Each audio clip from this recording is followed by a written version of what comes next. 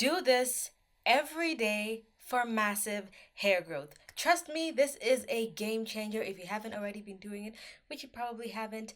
You want to watch this video all the way till the end because I'm going to give you an in-depth, detailed thing you can do to grow your hair like crazy. Let's get into it. Hey loves, my name's Angelica. If you don't know me, I post videos twice a week, every single week on Wednesdays and Sundays, all about growing lovely, healthy, thick, natural hair. And on Fridays, occasionally, I post a fun video that's requested by you guys. So feel free to comment in the comment sections below what kind of video you'd like to see from me next. Also, if you're not subscribed, make sure you hit the subscribe button. It is right down there as well as the bell icon. Make sure you hit the bell so you get notifications every single time I post. Okay, so I feel like I've been experiencing a little bit of a hair growth plateau, and only recently, and by recently I mean like the past month or two, I've started to see my hair like starting to grow again. And I do have videos on that, like if you're experiencing that, how to just let it go. I feel like my hair has been at a similar length for a while now, and now it's starting to like grow a little more, and I'm doing a couple new things,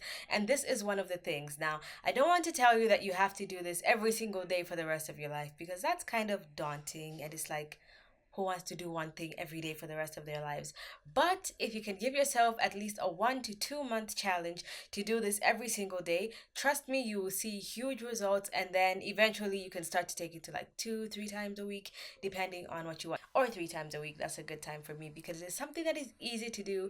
And it's something you guys know I love so much. And it is scalp massages. But I'm going to tell you specifically exactly how to do it, when to do it, and all that kind of stuff. So for the past month, I have been doing this with my moringa oil. I do have a couple videos on this. I think I can just link a whole moringa playlist in the at the end of this video so you can check that out. So this is my moringa oil. I put it in a do grow bottle because I like the bottle. I finished the oil. I decided to transfer it to this bottle. So this has moringa, it has olive oil, it has peppermint oil, and tea tree oil. Now, I don't want you to say, I don't have that oil you're using, so I don't want to do it. No, no, no, no, no. This is open no matter what kind of oils you have. I will suggest my best ones that you can possibly have or could easily access. But if you don't have exactly what I'm mentioning, you can always ask in the comment section below as well. But here are some of my alternatives. First of all, I would say if you have very few oils or you don't have money to buy more new oils, I would suggest that you just use two oils. So for your one carrier oil, I suggest a 100% pure oil. It doesn't have to be like organic, grass fed on a farm. Like, no. Just get one pure oil where when you look on the back on the ingredients, if it doesn't have an ingredient, just forget about it. If it has an ingredient list, it should only be one oil. Now, if you've had hair for a while, I'm sure you know what oil works well in your own hair.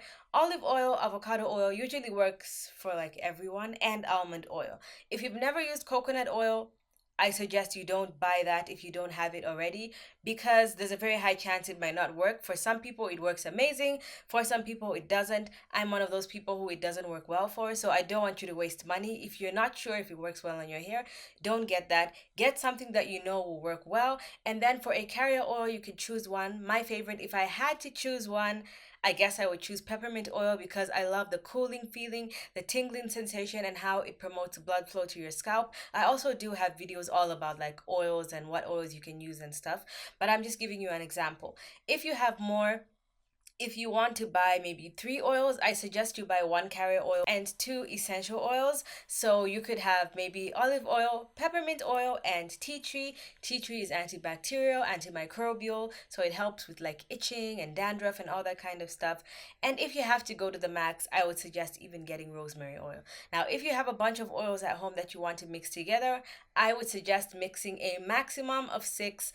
Putting too much together is not always the best thing. So you can mix three carrier oils and three essential oils. Stop there. You really don't have to go past that. You don't have to be that extra.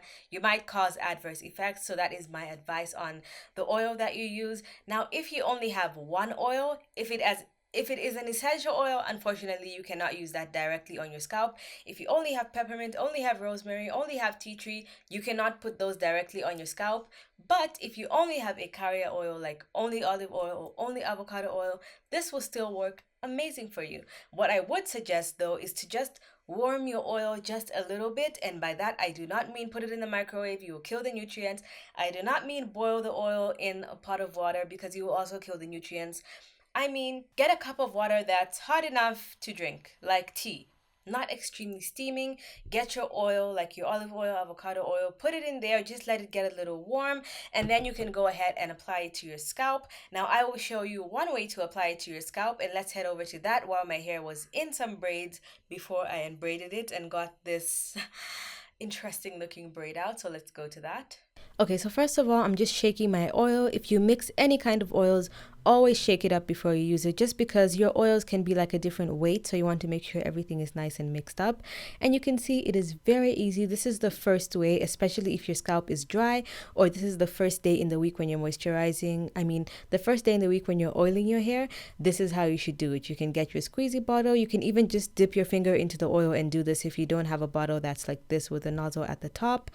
And so I just drag this all over my scalp. Whether my hair is in a protective style or whether it is out, I would still use the same method. I would just make random parts in my hair if it was out. So as you can see, I'm being generous but not over generous. I'm just putting this all over my scalp and making sure that it's well distributed into my hair before I start the scalp massage. And I'm just focusing this on the front because I'll be showing you a different technique at the back once my hair is out.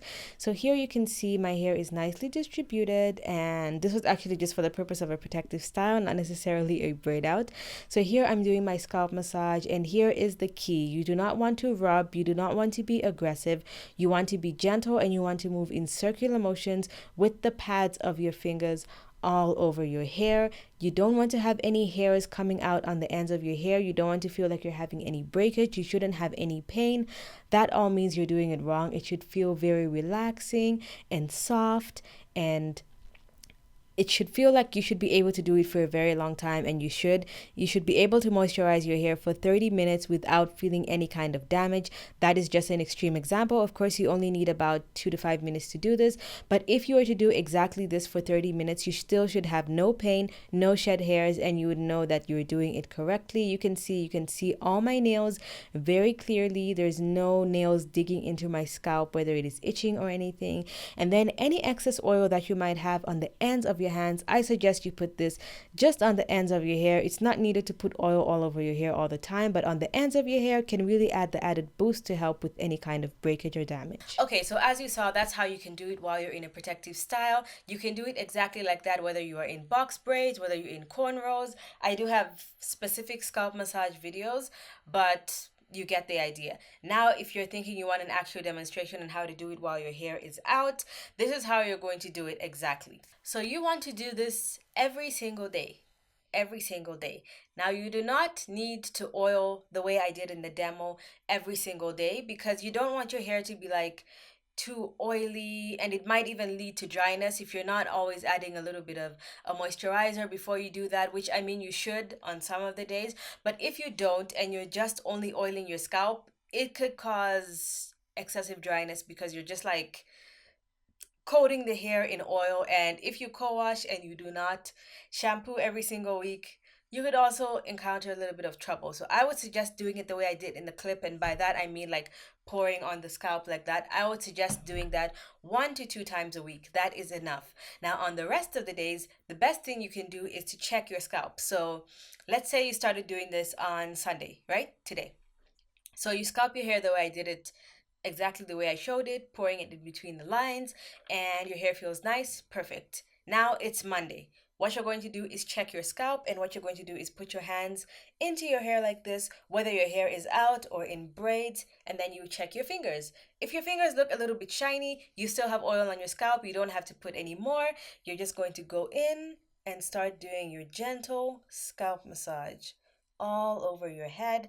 And the good thing is, you can do this whether you are watching TV, whether you are just sat down with nothing to do, whether you're at work, if you have a little 5 minute break, all you need to do is go into your scalp.